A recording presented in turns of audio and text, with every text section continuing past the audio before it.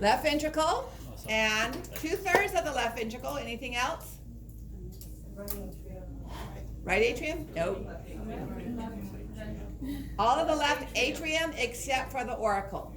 All right, so if you look at the posterior surface of the heart, if you look at the heart models up there, you're not seeing any left atrium. You're seeing right atrium and right auricle and left and right ventricle.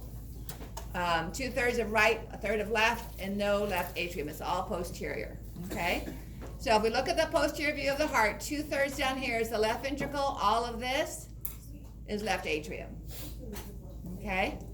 So we're seeing a little bit of the right atrium, but if you put your hand down behind the heart, it's 2/3 of the left ventricle and all of left atrium. You're just seeing a little bit of the left auricle on the anterior surface of the heart. Okay, in fetal circulation, which of these occurs? Right and left ventricles pump the same stroke volume. Right and left ventricles pump the same stroke pressure. Pulmonary pressure is greater than systemic pressure. Coronary arteries fill with blood during ventricular systole. So, there might be more than one correct one. Right and left ventricles pump the same stroke volume. True or not? True. Yes. They have to be or we go into congestive heart failure. Right and left ventricles pump the same stroke pressure. No.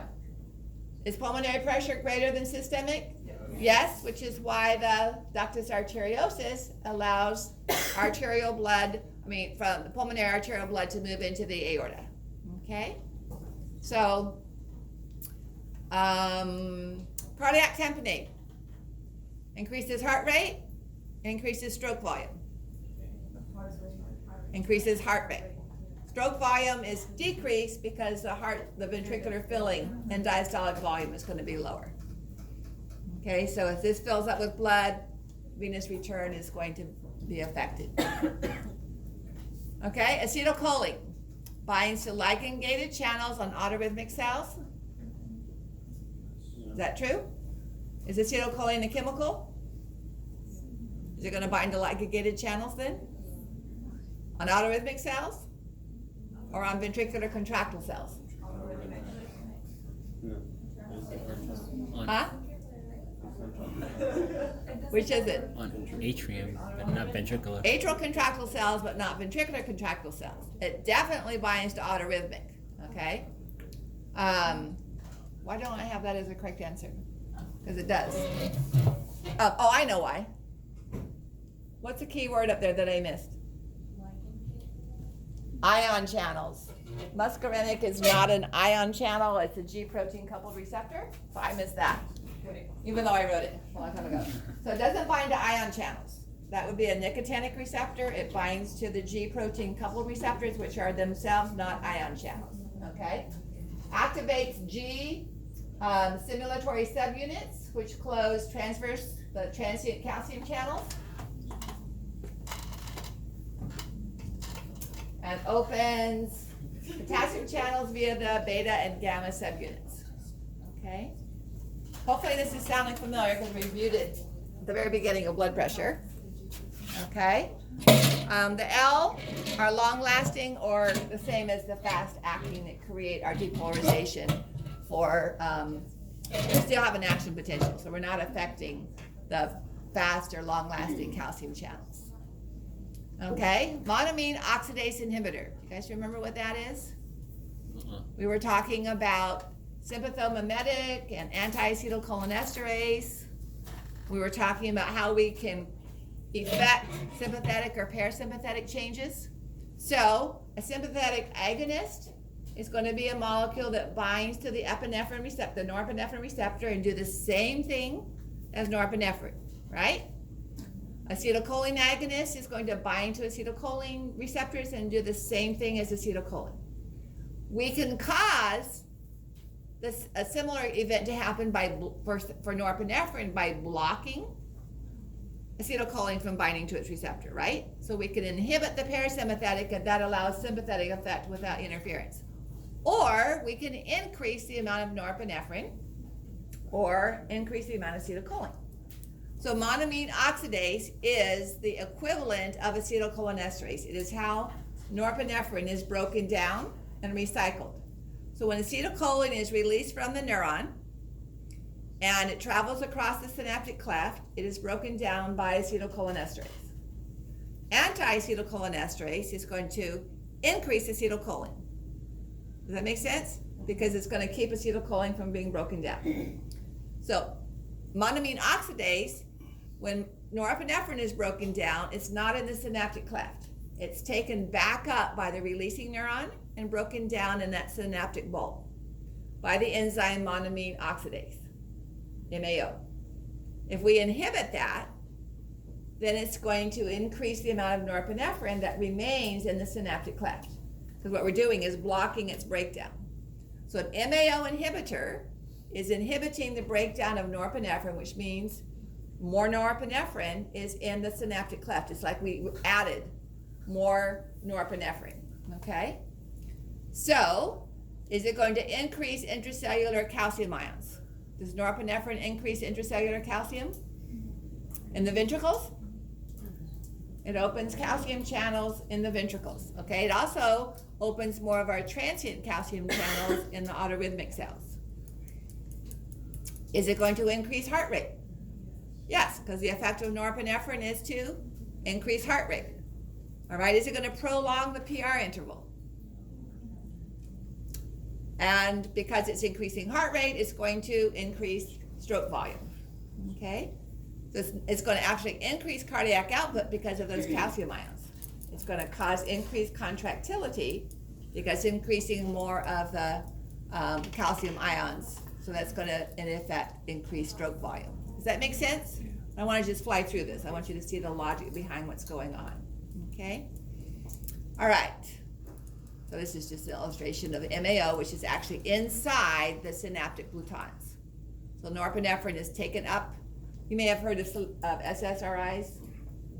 It's the uptake channel for norepinephrine. Okay, which of the following would function to increase, so here's a little bit of what we're talking about. Which would function to increase blood pressure? So how do we increase blood pressure? 3 ways. Increase heart rate.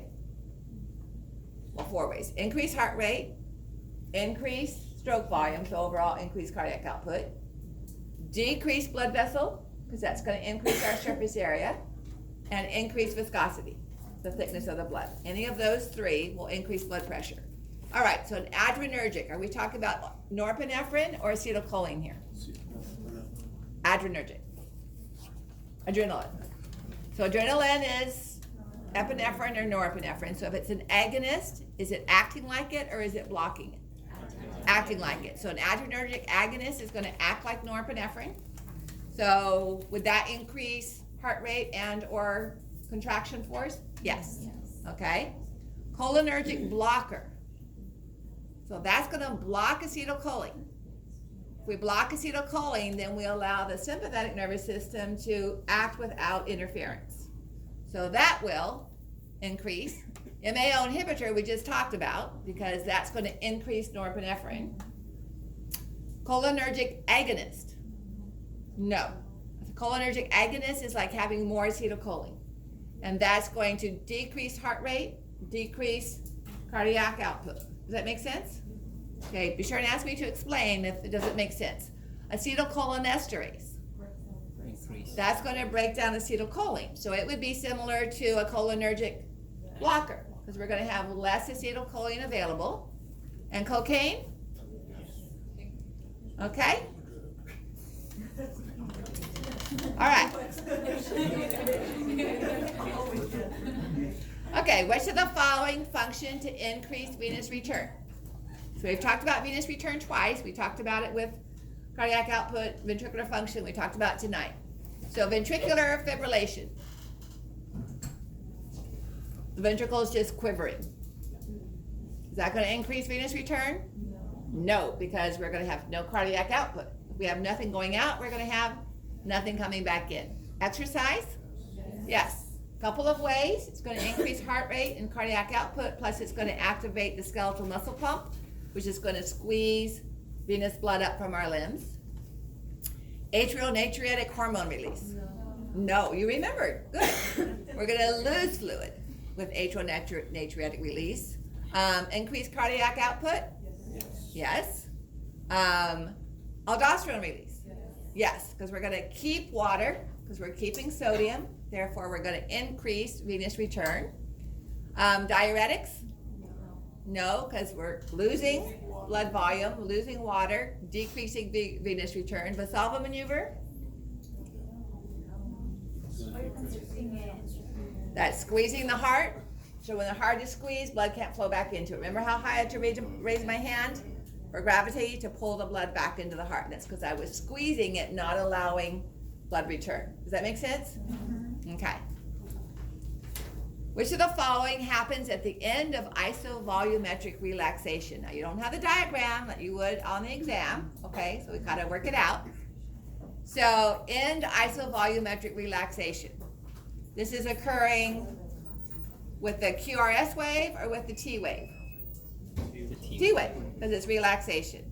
Isovolumetric, are the semilunar valves going to be open or closed? Closed. Are the atrioventricular valves going to be open or closed? Closed. All right, so is this the beginning of ventricular ejection? No. Is it the beginning of ventricular filling? At the end of isovolumetric relaxation, what happens at the end? The AV valves open. The AV valves open. Okay, so when the AV valves open, blood is flowing into the ventricles. Okay, so it would be the beginning. At the very end, when the AV valves open, that indicates the end of isovolumetric filling. Okay, aortic valve closes. It's already closed. Okay, that would occur at the beginning of isovolumetric relaxation. Ventricular pressure is lower than aortic pressure. Aortic pressure is way up here. At the end of isovolumetric relaxation, ventricular pressure is even lower than atrial pressure, okay? All right, so here we have, this is the end of, oh, you can't see, my light's up. So there's the end of isovolumetric relaxation. That's when the AV valves open, ventricular filling begins. Aortic valve is closed at the beginning, not the end. It closes. It's still closed, but the point of closing is at the beginning of isovolumetric. Okay? The ECG strip indicates a slowing of the conducting impulse to the ventricular contractile cells in the... We haven't spent a lot of time on this, so we'll just... QRS. It takes longer. So remember, if it takes, instead of one little square, it takes 5 little squares. That's an indication of time. The longer it takes, the widening of the QRS. So this is going from here to here. It's taking more time to move 4 squares instead of 1. The enlarged P wave of this ECG indicates P wave is what chamber? Atrial depolarization. Okay, so which of these events has to do with the atria? What valve is the mitral valve? The left atrioventricular valve. Okay, so if those valve leaflets have thickened, then they're not closing completely. And when the ventricles contract, blood is going to go up into the atria, not just into the aorta. And therefore, that's going to stretch the size of the atria. Therefore, it's going to take longer for the current to travel through the atria, and we have an enlarged P wave. Okay, so A. This ECG illustrates myocardial infarction. an elevated ST segment. Okay. What's going on here? Heart block. It's here we have delayed time after the P wave. Here it's a long time, here it's a short time. So that irregularity between the P wave and the QRS shows a delayed AV nodal block. It didn't show the correct answer, but it would be E.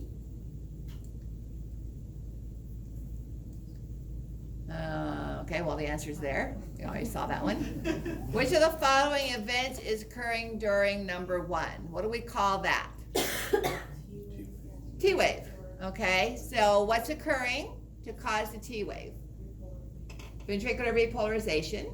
And that's what's causing the T wave. As a result of that, the ventricles are contracting or relaxing. Relaxing. All right. So during ventricular depolarization, is the current passing through the AV node? No, that's occurring during 4. Are the atrioventricular valves open? No. At the end, they may be open. Okay, so at the very end of this event, they will open. So they don't open, it says they're going to open at the very end of one. I don't want you to think they're open all the time, because obviously they're not going to be open if ventricular ejection hasn't completely stopped. So this is a kind of a graded thing. The dicrotic notch appears. Anybody remember what the dicrotic notch is? That's a little kind of irregularity of pressure when the semilunar valves close. So that happens at the QRS, right? Pardon? Isn't that specifically? So that, there's a little bit at the beginning of when the AV valve, the semilunar valves open, but it's more dramatic when they close. So are they closing, are the semilunar valves closing during relaxation? Yeah. Yeah, because that's what's causing them to close, is the ventricles are relaxing. That's what causes the pressure to drop, and that occurs, okay? Funny channels? Funny channels are open. So here's going to be our action potential for the autorhythmic cells, and then all the way through here, we're doing our graded potential. So funny channels are gonna, depends on how long this time is, funny channels are going to be open as soon as we finish the P wave, or as soon as we start the P wave, the funny channels are going to be open. Transient calcium, somewhere over here, kind of the last part, okay? But definitely funny channels open as soon as the P wave starts, because the P wave occurs because of our autorhythmic action potential, okay? Slow calcium channels are closed. Slow calcium channels have to do with autorhythmic cells or contractile cells? Contractile cells, okay? So we do that's gonna be, the T wave is gonna be towards the end of the action potential as the potassium channels are open and the potassium ions are leaving quickly. So this is going to be towards the end of the action potential, and slow calcium channels are closing near the beginning, or at least near the half of it. All right, which of the following events occurs just prior to the P wave? Number 3 is the P wave. Fast calcium channels open in autorhythmic cells. Yes. Atrioventricular valves are open. P wave? Yeah. They don't close until we start the QRS. Semilunar valves are open? No. The funny channels and the atrioventricular autorhythmic cells are open. So they're gonna have just opened. Digitalis or digoxin increases activity of adenylate cyclase and the number of cyclic AMP molecules. First of all, what's the effect of digitalis? You did it in the Cardiophysio X. What does it do to heart rate? Decreases heart rate by decreasing sympathetic and increasing parasympathetic. What does it do to contractile force? Increases contractile force by increasing the amount of sodium and the secondary the amount of calcium in the cells. All right, so is it going to increase the activity of adenylate cyclase? No, that's a sympathetic effect. Binds to and decreases the function of sodium potassium pumps. Remember, it's a little complicated in the ventricles. Specifically, digitalis blocks the sodium potassium pumps from working. So sodium builds up inside the ventricular contractile cells. Because sodium is building up, there is less movement of sodium in, which causes the loss of calcium. So we usually lose calcium at relaxation by moving sodium in and calcium out, the sodium-calcium exchanger. If sodium builds up, less sodium is coming in, therefore less calcium is going out, so calcium builds up, okay? So it is going to do B. Does it decrease the number of calcium ions in the cell? It increases. That's how it increases contractile force. There's more calcium in the cell. Increases stroke volume? Yes, because it's increasing contractility. Okay. Decreases heart rate? Yes, by increasing parasympathetic activity. Okay.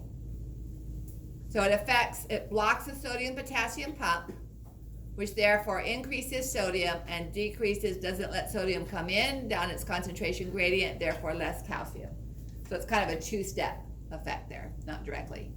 All right, so identify the type of channel and membrane potential. So A, what type of channel is here? Are we autorhythmic or skeletal muscle? Autorhythmic. Is that a voltage gated channel or a ligand gated channel? Voltage gated. For what ion?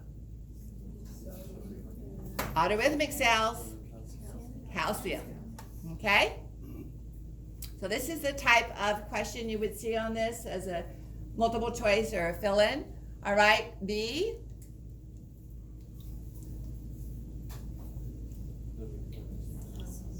We're repolarizing, voltage gated or ligand gated?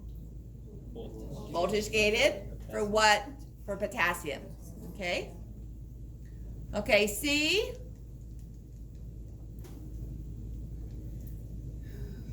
Voltage gated or ligand gated?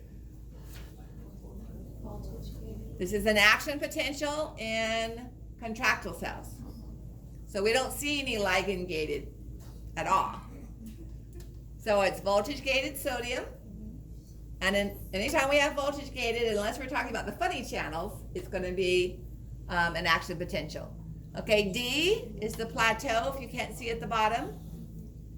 So what's that going to be? Calcium. Slow or fast? Slow. Voltage gated? Yes. Okay. E. Do we still have calcium in effect? No, the reason it has that precipitous drop is it's only potassium. Still voltage gated. Okay. F is our typical neuron channel. So same thing that we saw for C. Voltage gated sodium. G, same thing we saw for B and for E. Voltage gated potassium. H, is that an action potential? What is it? A graded potential. Graded potentials are usually always ligand gated. Okay.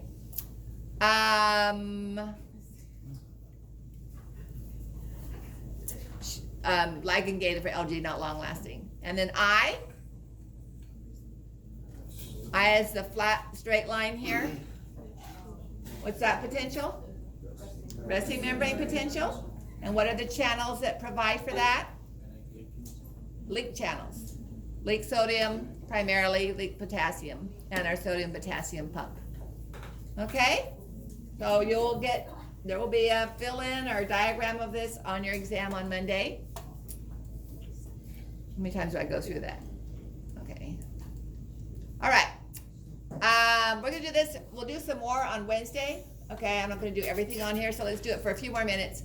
During ventricular filling,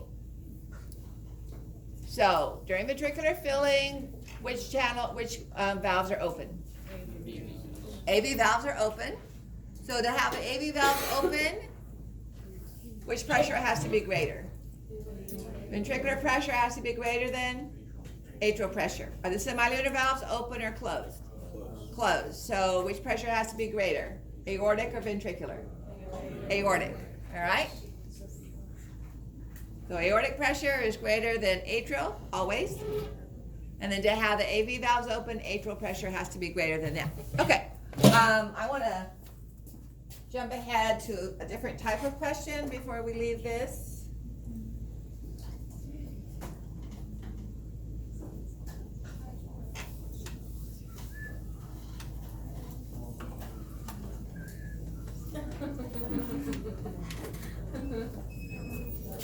blood vessels.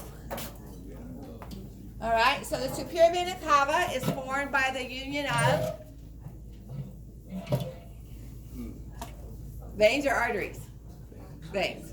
What two veins join together to form the superior vena cava? Brachiocephalic. Brachiocephalic. Left and right.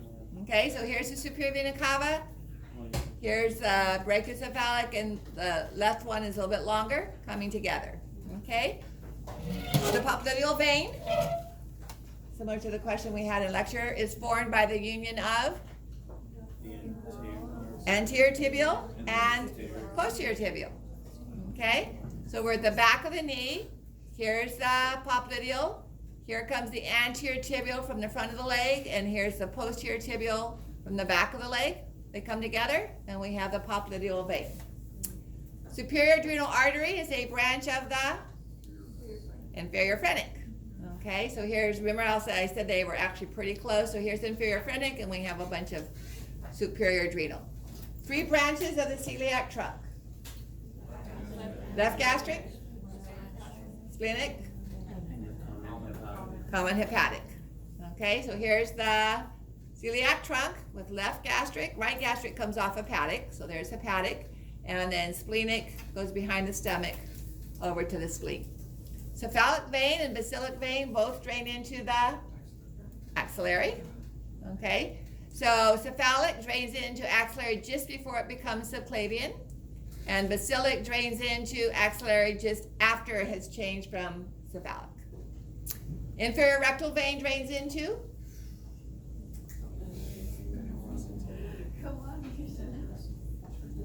yes, internal pudendal.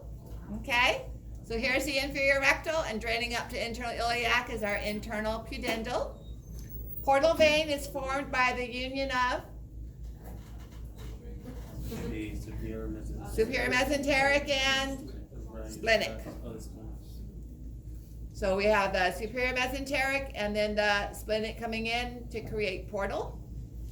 The deep palmar arch is supplied primarily by radial.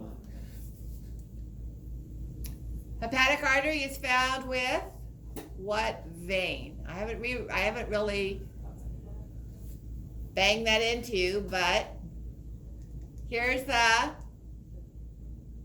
celiac trunk. Let's go back to this one here.